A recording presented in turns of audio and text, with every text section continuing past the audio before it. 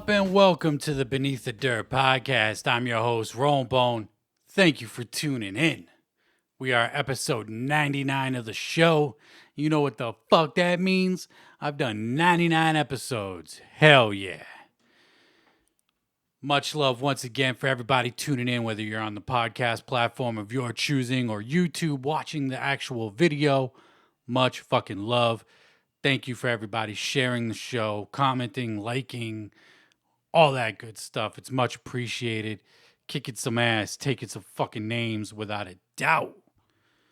And we got some new music, some new news, whole bunch of shit. Some shit I just saw today that I think is pretty interesting that we're going to talk about. I haven't got a chance to post it up on my socials, but before we get into that, let's talk about this past Saturday was Record Store Day 2020 Part 1, because they've had to break it up into 3 different days this year because of the whole COVID thing. It was originally supposed to go down in April, but Saturday was the first day. There's another day next month and another one in October.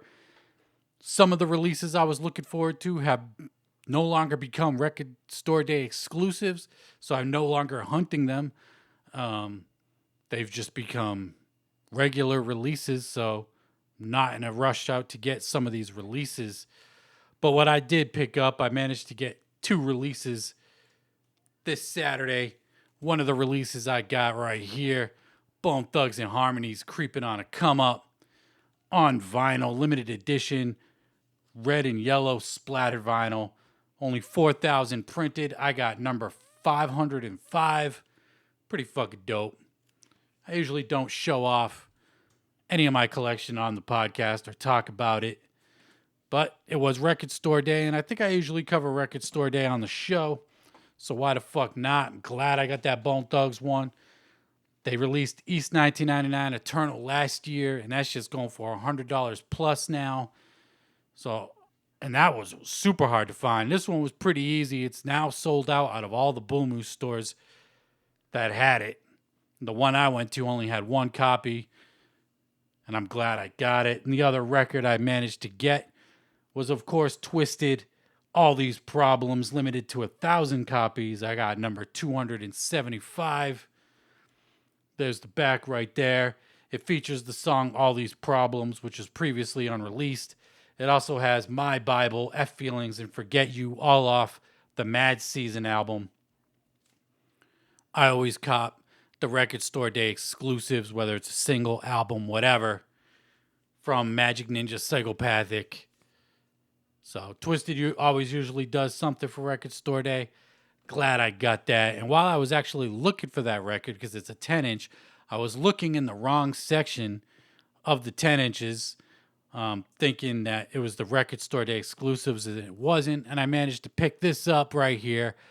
Too Many Freaks, Davey Suicide, and Twiztid single right here. I never bought it just because I don't give a fuck about Davey Suicide. And the only reason why I bought this, it was 75% off. It was $8. 75% off came out to a whopping $2.24. And yeah, had to cop it for $2. Record Store Day was dope. I was in and out of Bull Moose. Took me a fucking hour and a half to get to the one that I was going to because they had the Bone Thugs vinyl. And I was, hour and a half there, out in 5 minutes, hour and a half back home. But I'm glad I did it. It's always fun doing the Record Store Day thing. I got to listen to some new music that dropped on the hour and a half drive. And one of the songs I listened to was Ill Bill's new single, featuring DV alias Christ, called What's My Drug, off his brand new album that's dropping soon. Love Ill Bill. This song's dope. I'm only doing singles once from now on. I keep talking about it every week. I'm listening to singles only once, maybe twice, depending on my attention span during that first listen, if I actually got a good listen in or not. But this shit's dope. DV alias Christ kills the hook once again, as he usually does for Ill Bill collabs. And I can't wait for this album. Ill Bill's fucking dope as hell. Stays busy. He's got the Heavy Metal Kings project that he does with Vinny Paz. the La Coca Nostra project that he does with Slain, fire, and his solo shit. So can't wait for this. Hopefully we get some new nonfiction at some point. Been damn near 20 years since they dropped Future Is Now, and that would be dope. Other new music we got this week. Brand new Conway The Machine. The next single off From King to a God. This one's featuring Dej Loaf, produced by Hit Boy, who recently did the Nas album. He's doing Benny the Butcher's new album that's dropping soon. But the new Conway single is called Fear of God. And this shit's dope. I see some hate for it. I don't know why. I think the beat's fire. I thought Dej Loaf was a rapper. I never listened to Dej Loaf, so I'm completely ignorant. I thought she was a rapper. Maybe she's a singer. I don't know. I thought she came correct on this track with the singing. I thought the shit was super dope. Fire single coming up from off of From King to a God, Conway. I called it. Go back to any January, February podcast earlier this year. I said this dude is going to be Griselda's MVP, and I called that shit straight the fuck up. I called it. This dude's Griselda's MVP of 2020. I don't give a fuck. Dude is on fire, killing it. And he also dropped the single with MC8 and DJ Premier, Honcho. It was supposed to drop a couple weeks ago from what I remember, but for whatever reason, shit just didn't drop, didn't come out. But it did hit DSPs this past week.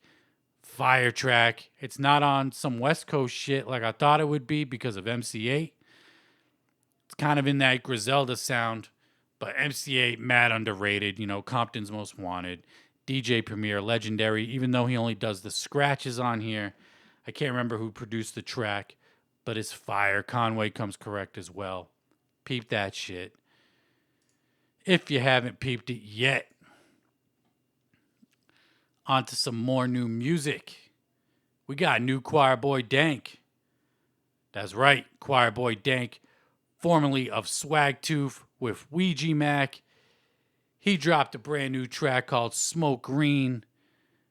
And I can't figure out how to pronounce the dude's name that's on this song.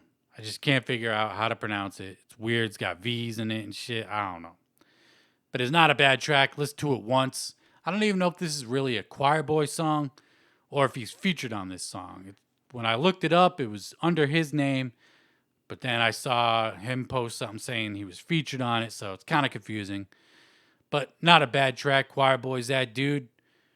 Mad slept on for no real reason. He was killing it in Swag Tooth. Dropped the fire single. Smoke Green, peep that shit out. And his last couple EPs that he put out were fucking dope too. And speaking of Swag Tooth, Ouija Mac, he dropped his brand new single this past Friday off his upcoming mixtape that's dropping September 25th. It's called Zodiac. He dropped that information as well. But he dropped the brand new single, Fuckface. This shit's ill. I like it. I dig it. It's just that typical kind of Ouija kind of sound that you either love or hate at this point. Me personally, I fuck with it. I dig it. Ouija's that dude. I love this single. Not produced by Devereaux. I have a graphic that we're going to get to in a second here that has the information. But Fuck Off is the single. Dope track from Ouija, like I said. And then here it is right here. Is he the Zodiac? Like I said, he announced it. It's the Zodiac mixtape. He's calling it a mixtape. It's probably going to be all original beats like everything he does. So Zodiac dropping September 25th. I got this graphic from the homie Legends Will Never Die on Instagram. Try to make it bigger. It's hard to read, but the track list is here. And it's produced by Turbo. So I don't know who that is. It doesn't seem like Devereaux is producing this one. Oh, no. The artwork is produced by Turbo. It's hard to read the graphic. It's blurry as hell. But I'm going to zoom in on my phone. Yeah. I can't see it, but it doesn't look like it says produced by Devereaux. I can't read the name, but the track list is here. 8 songs. You got the lead single, Fuckface, as the first song. And then you got Pussy Murder, Pew Pew, Pew Pew, third song. Zodiac, the title track. Vertigo, Something New, Trash Can, Can't Even Tell. New mixtape, 8 tracks from Ouija, September 25th. This will be his third tape that he's dropping this year. It's not a full length like Pretty Ugly or Resistance to Hell's Hollow tape, but goddamn, I don't give a fuck. This shit is gonna be dope. If he's gonna keep rolling off the momentum that he has off those other tapes, I can only imagine it's gonna be dope. Ouija's that dude. I don't give a fuck what nobody say. September 25th. Peep that shit. And keeping it with the psychopathic related news, if you remember former Psychopathic Records employee Jay Webb, real name Jason Weber, dropped a book, or is dropping a book soon. I don't have a release date for it, couldn't find it. It sounded like it was released, but then when I went to the link, it said it's unavailable, it's upcoming. But he's got a book called Purple Bananas, How Prince Saved Me, and other selections from the soundtrack to my life. You got an ill purple banana right there on the cover. Apparently, he talks about his time with Psychopathic Records and ICP. I wonder what kind of dirt he's going to be spilling, if any at all. I don't know if he left amicably with the label or not.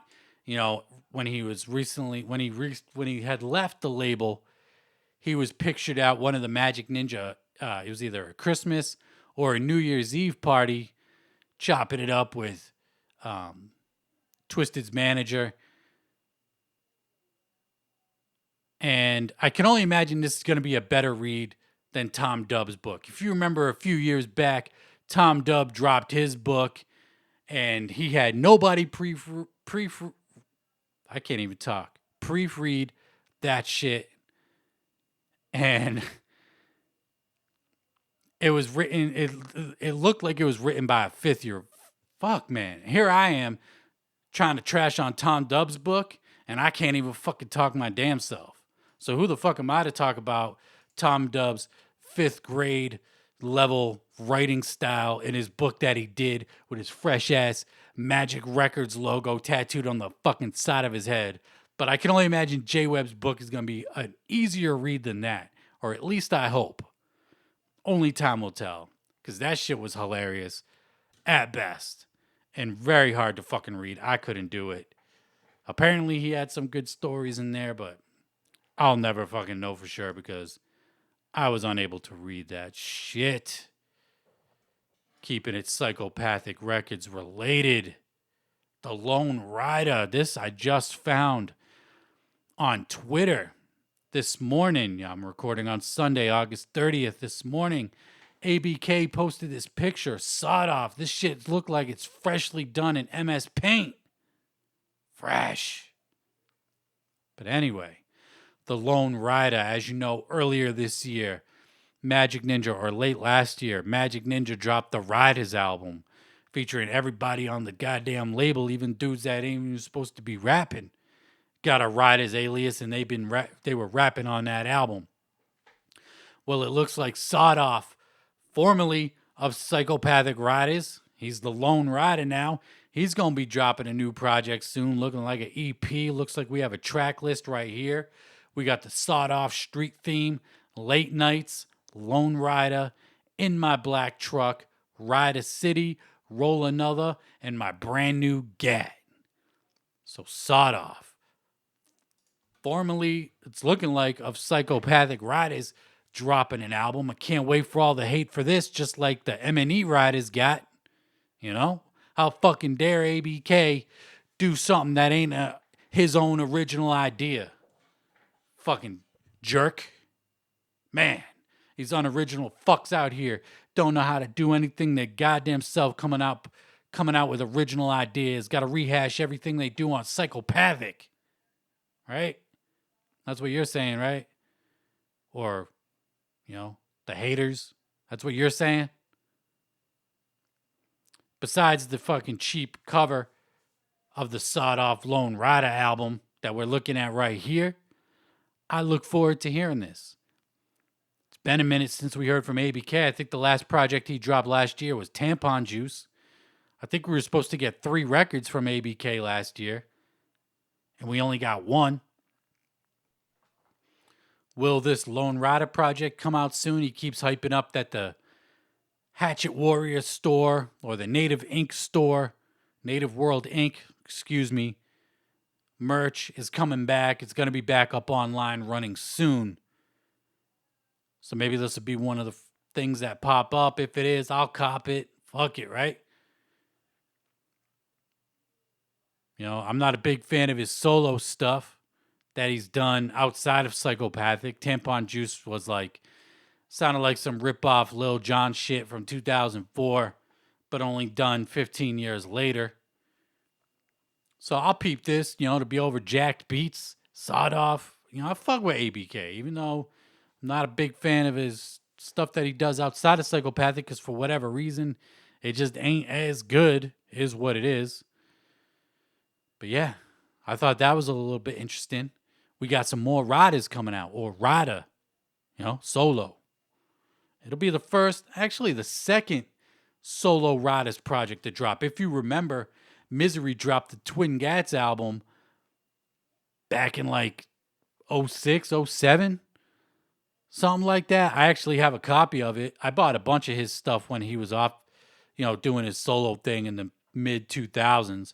I actually have a copy of that Twin Gats solo Ryda's album, and he was featuring all the Spanish side dudes on there and shit. So yeah, it'll be interesting to listen to. Other new music this week, we got Jarren Benton starting up the Bully Freestyle Season 2. This is the intro. This is a Prodigy sample. If you remember that band Prodigy, not the rapper from Mobb Deep, but the band. This is over a Prodigy sample. Can't remember the name of the track. Jarren Benton's killing it. This dude is on a roll. This dude's been consistently dropping ill singles all year. Dude's been fucking straight killing it. And this single is dope. Looks like we're going to get a whole bunch of new Bully freestyles. Maybe those singles are just going to be standalone singles and not appearing on any album. I made a playlist of it so I can go back and bump it. Fuck it, right? I'll make my own album out of those singles. But the Bully Freestyles is out. Season 2, the intro, and it's dope. Twiztid Insane. Twiztid Insane dropped a new, I want to say EP. It's like 8 tracks. And he dropped, what was it, Sickopotamus and Sick James last year. Well, now we got the Tales of Michael Johnson. It is actually 10 songs coming in at 28 minutes. Krizz is on this album. Krizz is ill, West Coast artist.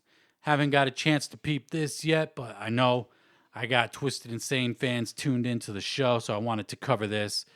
Dude is super talented. You know, if you like chopper rap, this is that shit. Chopper rap like a motherfucker. He's beefing with King ISO and Strange Music. But that aside, dude is talented as hell. So go peep that. The Tales of Michael Johnson, new EP from Twiztid Insane. And speaking of Strange Music, we got some strange deals going on at Strange Music. But first, we got the brand new EP from Saigon, 777, The Resurrection. We covered this dude's signing on the show months ago before it was even announced.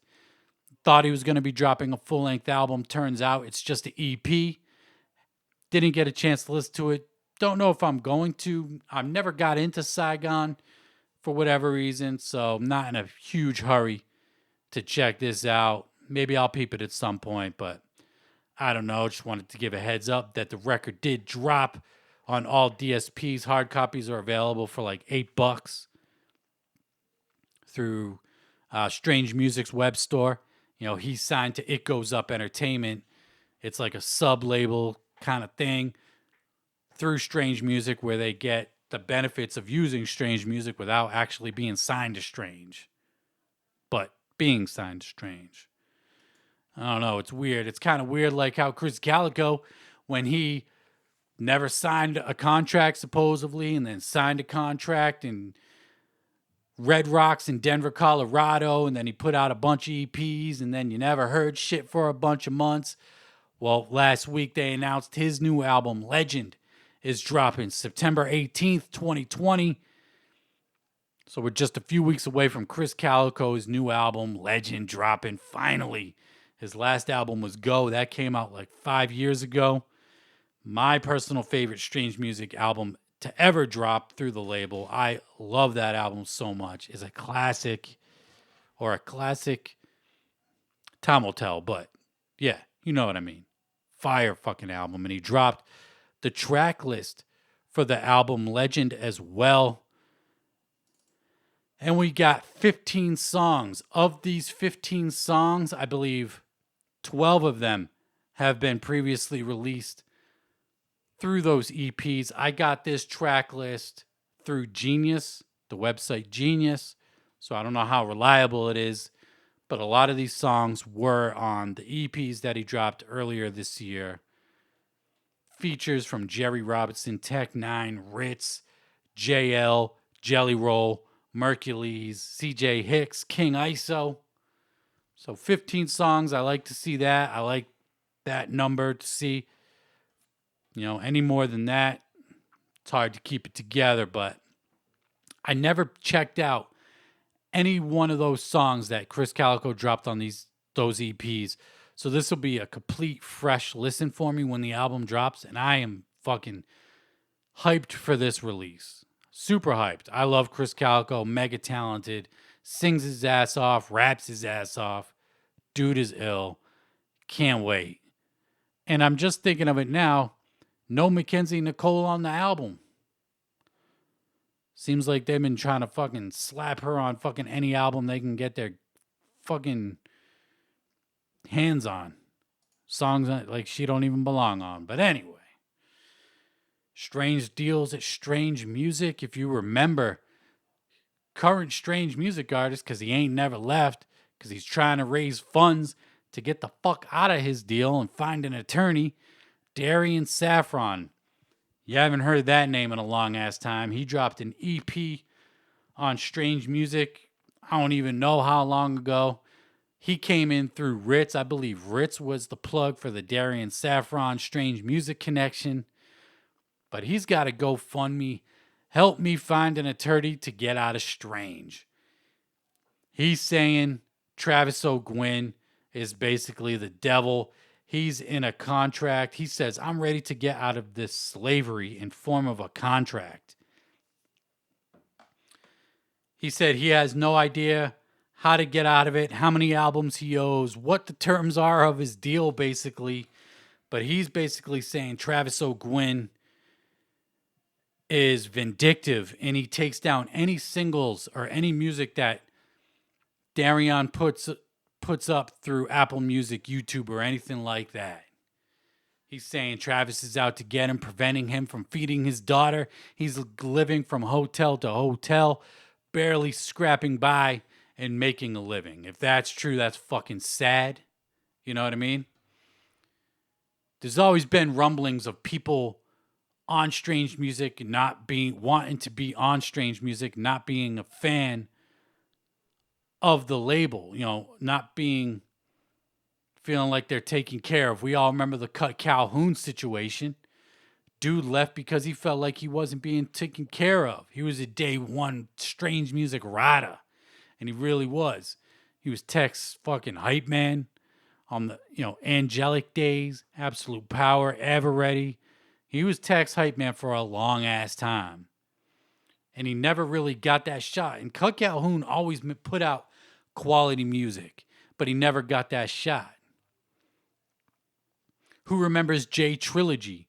J Trilogy won that contest that was featured on a Tech Nine song. I forget what album it was. But he signed his deal with Strange Music, and we never heard of anything from him. I don't even think we got a song from J Trilogy. And now we got Darrein Safron. Dude don't even know the terms of his own fucking contract. Do not sign deals if you're not going to read the fucking contract or you don't understand. Artists are just happy to get these deals and sign their fucking lives away. And look at where this dude's at now. You know, supposedly living out of hotels, barely getting by because, according to him, Strange won't put any music out for him. So is Travis O'Gwyn the devil in disguise, you know, a wolf in sheep's clothing? Or are these artists signing shitty deals and not getting anything out of these shitty deals like they probably shouldn't? You know? Is this a lack of Strange not wanting to work with this dude because maybe his EP didn't sell for shit when he put it out? Or is it Darrein not willing to put in the work? It seems like he's willing to put in the work. Dude does drop music videos. He is dropping music. You know, I don't cover him on the show because I'm not a fan of his work. But this is interesting shit right here. This dude straight up started a GoFundMe to get out of his deal with Strange Music. Strange deals at Strange. I don't know.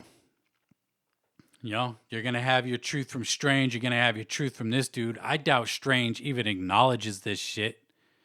Maybe Travis will acknowledge it on a live stream that he does on Instagram or something like that, as he usually does. I remember somebody asking what happened to J Trilogy. He said he don't know. He don't know. Is he shutting down J Trilogy like he's supposedly shutting down Darrein Safron? I think it's a mixture of none of Strange Music fans fuck with Darrein Safron. So Strange ain't willing to put in the money behind him and said, fuck it, shelve him. And this dude not wanting to put it in the work to prove himself. I don't know. Nor do I really give a fuck, to be honest. But it is a sad situation if he really is bouncing from hotel and he's struggling to feed his daughter. That's fucked up. If that's true. But we'll probably never know the fucking truth. Before we wrap it up, we got a few more things to talk about. We got Kung Fu Vampire. He dropped an edited version of his last album that he put out, Come Dawn. He straight up said, hey, we're putting out a kid-friendly version of Come Dawn. He altered the artwork a little bit. It's a little bit more blue than it is pink and purple on the original. I will not listen to an edited Kung Fu Vampire album, but if you want to bump that in front of your kids, because I understand the feeling when I'm in the car with my nieces and nephews and shit, you know? They be too young to listen to some of this music I be listening to, so most of the time I don't listen to nothing in the car when they're in there. So I get why he did it. That's why he said he did it. Just a heads up, if anybody didn't know, now you know. And then we got Twiztid cranking out these fucking singles all year long, just straight killing it. Their brand new single, We Just Wanna Be Heard, dropped all DSPs. They did a lyric video for it and all that. It's out, and it's better than the last single that they did with Young Wicked. I like this song more. I listened to it once because it will be on the album. Monoxide did a live stream talking about, well, if you want a new taste of music, go peep the new single because it'll be on the upcoming album. They're rapping their ass off on here as they've been doing. The beat's kind of just okay, but it's definitely better than that last track that they did with Young Wicked.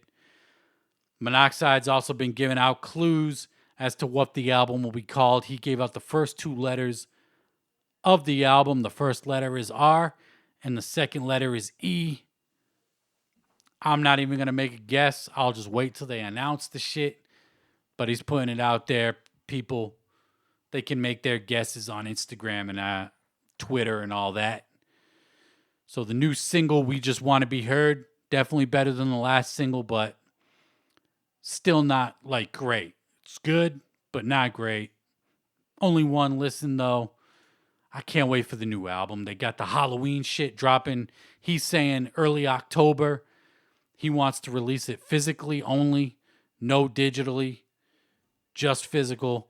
I don't give a fuck if it's physical or just digital, because I'm buying the physical regardless. Gonna break that shit open, throw it in the CD player, because physical sounds way better than digital. So Twiztid and Magic Ninja staying busy. And one last thing before we get the fuck up out of here, Dark Half.